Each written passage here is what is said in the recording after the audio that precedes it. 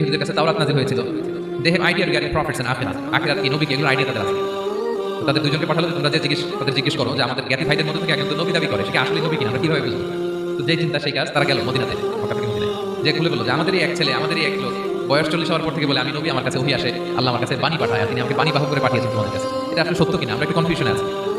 তো ইহুদিরা বললো তোমরা যে তাকে 3টি প্রশ্ন করবে, যদি উত্তর দিতে পারে বুঝবে সত্য নবী। এক নম্বরে জিজ্ঞেস করবে যে মোহাম্মদ বলো তো আসহাবে কাহাফ কারা, আসহাবে কাহাফ সম্পর্কে তোমরা কি জানো? যে সূরাটার নাম সূরাতুল কাহাফ। কাহাফ মানে হচ্ছে কে? গুহা, মানে গুহাবাসী 7 জন যুবক এই গুহার ভিতরে আশ্রয় নিয়েছিল ঈমান বাঁচানোর জন্য। মোহাম্মদ তুমি যদি সত্য নবী হও বলো এই ঘটনাটা কি। 2 নম্বরে তাকে জিজ্ঞেস করবে জুলকারনাইন বাদশা সম্পর্কে কি জানে, সে কিছু জানে কিনা। 3 নম্বর তাকে জিজ্ঞেস করবে মা হুয়া রূহ, রূহ কি, যে রূহটা দেহে ঢুকলে মানুষ নড়ে চড়ে, প্রাণবন্ত একটা অ্যানিমেশন থাকে, এটা বের হয়ে গেলে সে ডেড করি, লাশ হয়ে পড়ে থাকে। What is the origin of রূহ, স্পিরিট? এই 3টা প্রশ্নের উত্তর যদি জানে তাহলে আসলেই সে সত্য নবী।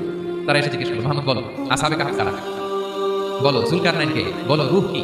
এই 3টা প্রশ্নের উত্তর যদি করতে পারো তাহলে বুঝবে তুমি সত্য নবী। রাসূল সাল্লাল্লাহু আলাইহি ওয়াসাল্লাম বললেন ঠিক আছে যাও, আগামীকাল উত্তর বলে দিব।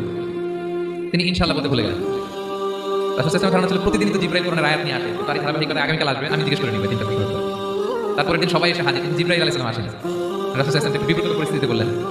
তারা বলল তুমি তো আজকে অ্যাপয়েন্টমেন্ট দিয়েছো, ডেট দিয়েছো, বলো উত্তর বলো। রাসূল সাল্লাল্লাহু আলাইহি ওয়াসাল্লাম বলল আজকে না, আগামীকাল বলে দিব। রাসূল সাল্লাল্লাহু আলাইহি ওয়াসাল্লাম ইনশাআল্লাহ কথাটা মনে করতে পারতেছেন না। এরপরের দিন তারা এসে হাজির, রাসূল সাল্লাল্লাহু আলাইহি ওয়াসাল্লাম উত্তর দিতে পারতেছেন না। তারপরের দিন এভাবে পিছাচ্ছে, রাসূল সাল্লাল্লাহু আলাইহি ওয়াসাল্লাম ডেট দিচ্ছেন না। এভাবে 1 দিন 2 দিন 3 দিন না, 15 দিন। কয়দিন?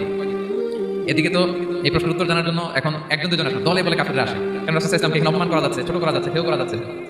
তারা এসে হাসাহাসি করে। আবু বকর ওমর রাদিয়াল্লাহু আনহুকে বলে দেখো তোমরা না বলছো সত্য নবী, উনি সত্য নবী হলে তো প্রথম দিন উত্তর দিয়ে দিতে পারতো, পারে না কেন? এটা থেকে বোঝা যাচ্ছে তিনি আসলে মিথ্যাবাদী।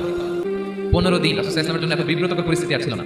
15 দিন পর আল্লাহ তাআলা আয়াত নাযিল করলেন ওয়ালা তাকুলান্না বিশাইইন ইন্নী ফাইলুন যালিকা গাদা ইল্লা আইয়াশা আল্লাহ। অর্থাৎ হে নবী ভবিষ্যতের কোনো কাজ যখন ওয়াদা দিবেন, কমিটমেন্ট করবেন, আপনি আইয়াশা আল্লাহ মানে ইনশাআল্লাহ বলা ছাড়া কখনো দিবেন না। রাসূল সাল্লাল্লাহু আলাইহি ওয়াসাল্লামকে শিক্ষা দেওয়ার মধ্যে দিয়ে বেসিক্যালি আল্লাহ তাআলা গোটা মুসলিম উম্মাহকে শিক্ষা দিলেন, আমাদেরকে শিক্ষা দিলেন, যাতে আমরা ভবিষ্যতের কাজ আগে ইনশাআল্লাহ বলি। রাসূল সাল্লাল্লাহু আলাইহি ওয়াসাল্লাম লেসনটা পেলেন, এরপর আল্লাহ তাআলা উত্তর জানিয়ে দিলেন আম হাসিবাতা আন্না আসহাবুল কাহফি ওয়ার রহিম কানু মিন আয়াতিনা আজাবা। টানা 2 পৃষ্ঠা উত্তর দিলেন আসহাবুল কাহফ কারা। তাওরাত, জাবুর, ইনজিলে কোথাও এত বিস্তারিত উত্তর নাই আসহাবুল কাহফের ব্যাপারে। আল্লাহ তাআলা আল কাহফ, সূরাতুল কাহফ নামে গুহাবাসীদের নামে একটা সূরা দিলেন, বিস্তারিত 2 পৃষ্ঠা বর্ণনা করলেন তারা কারা। কুরাইশ তো তাআজ্জুব মনে করলেন, ঘটনা মুহাম্মদের উত্তর কিভাবে জানলো? সে তো কার কাছে পড়ে নাই, লেখে নাই, এই দেশের বাইরেও কোথাও যায় নাই। দ্বিতীয় প্রশ্ন ছিল জুলকারনাইনকে আল্লাহ আয়াত নাযিল করলেন ওয়ায়াসআলুনাকা আন যিলকারনাইন কুল সাআতলু আলাইকুম মিনহু যিকরা। টানা আল্লাহ তাআলা প্রায় 1.5 পৃষ্ঠা, 1 পৃষ্ঠারও বেশি জুলকারনাইনের ঘটনা শোনালেন। আর রূহের কথা শোনালেন সূরা আল ইসরাতে ওয়ায়াসআলুনাকা আনির রূহ কুলির রূহু মিন আমরি রাব্বি ওয়া মা উতীতুম মিনাল ইলমি ইল্লা কালিলা। রূহ এটা আল্লাহর স্পেশাল একটা অর্ডার, আল্লাহর আদেশে এটা ঢুকে আল্লাহর আদেশে বের হয়, এটা কেউ ছুঁতে পারে না, করতে পারে না, দেখতে পারে না, এটা আল্লাহর পক্ষ থেকে একটা মিরাকেল। 3টা প্রশ্নের উত্তর যখন আল্লাহ তাআলা দিয়ে দিলেন রাসূল সাল্লাল্লাহু আলাইহি ওয়াসাল্লাম তাদেরকে সাবলীল ভাষায় শুনিয়ে দিলেন, তারা অবাক হয়ে গেল।